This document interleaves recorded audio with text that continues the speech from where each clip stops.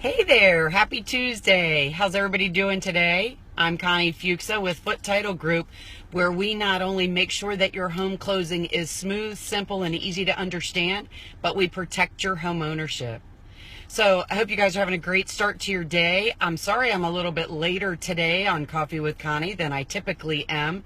I had an appointment I had to take care of this morning first, but I definitely wanted to get with you guys and talk about something that I get a question about all the time, and it is about the ownership of your property. So a lot of times people will say to me things like, when I purchased my house, I purchased it by myself, and now I'm married and I want to add my spouse to that ownership. Or some things have changed in my life and there's a person that's on the ownership of that property that I need to remove. How do I do that? Or if somebody passes away, what happens with the ownership of that property and how can that be changed? Or if a couple gets divorced and the ownership would change on that property for that reason. So I just wanted to address some of those things because a lot of times we get these questions and people don't really understand what those steps happen to be. So if you're tuning in, thanks so much for your time. Again, I'm apologizing. I'm a little bit later than normal, but hey there, Susan, how are you? Thanks so much for tuning in, guys. I appreciate that. Looks like I'm running a little low on battery, so give me 1 second here. Let's get us a little charge going on. There we go. Sorry about that. Whew. Goodness, we're getting all kinds of technical difficulties. See, video isn't perfect. It doesn't always work exactly like it's supposed to, but there we go. Let's get it all back together. Sorry about that, guys. So, so let's talk about this ownership for a few minutes and some of those different nuances. There's only one thing that can change the ownership of your property, and that is a deed. And a deed needs to be prepared that transfers the ownership from the current owner to who you want the new owner to be.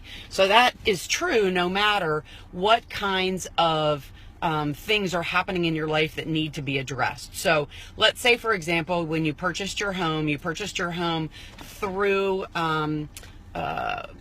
when you purchased it originally, you purchased it by yourself. And then, your life changed. You found someone, you fell in love, you decided to get married, and you want to add that person to the ownership of the property. You absolutely can do that. A new deed has to be prepared, and whoever the current owner is has to sign off transferring the ownership to the new owner, which in that scenario would be you and your new spouse. So that is one of the scenarios we're talking about. Let's say, for example, that you are in a married situation and you decided to get divorced, and one of the spouses is no longer going to be an owner.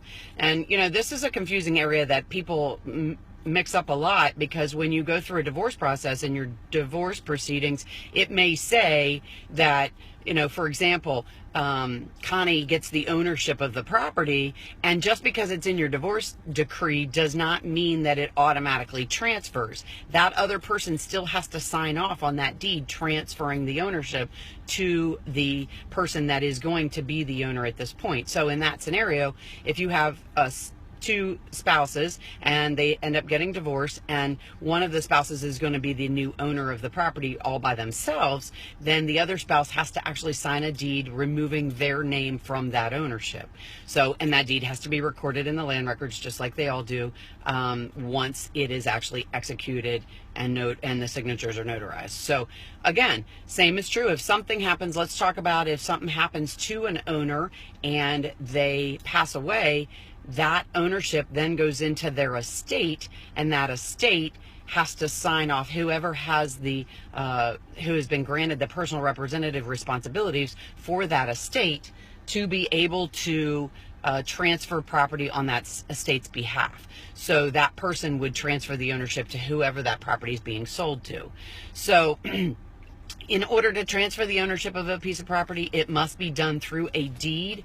A deed actually transfers ownership. It's the only document that can, except for a court proceeding, and that's a little more complicated and would only be required in small instances where there's no other options. So to be able to transfer ownership, it has to be done through a deed. If you want to add someone to your ownership or remove someone from your ownership, a deed needs to be prepared.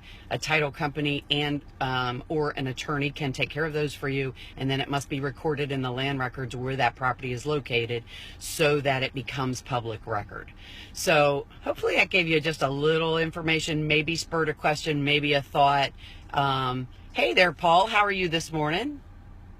Thanks so much for tuning in, guys, and I really appreciate your time. If you have a question, maybe it brings up some more detail, maybe you want to make a change to your ownership, we can certainly walk you through that and have some discussion about that with you. And so Foote Title Group does closings and handles this type of paperwork in anywhere in Maryland and Virginia. We have offices in both states, and we can take care of any of those questions or concerns for you in either of those states, and would love to help you out.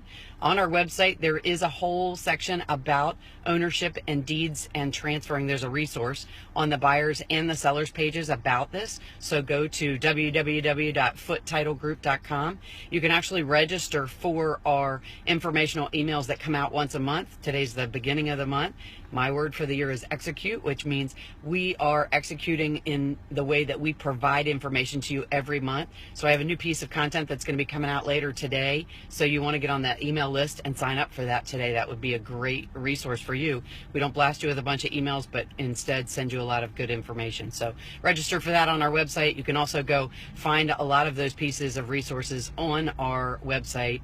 And hopefully that helped you out a little bit today. If you want to know a little bit more about documents, there's also a sample documents package on our website that gives you a lot of the sample documents that you're asked to sign at closing. They're boilerplate. They're not going to be specific to your loan, but it'll give you some information there.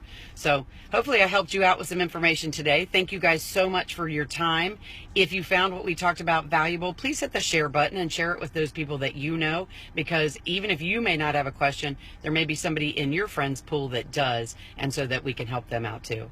So you guys have a fantastic day. I will talk to you again soon. You guys have an awesome day. I'm Connie Fuksa with Foote Title Group, where we make your home closing process simple and easy to understand, and we protect your home ownership. Have a great day, guys. I'll talk to you soon. Bye-bye.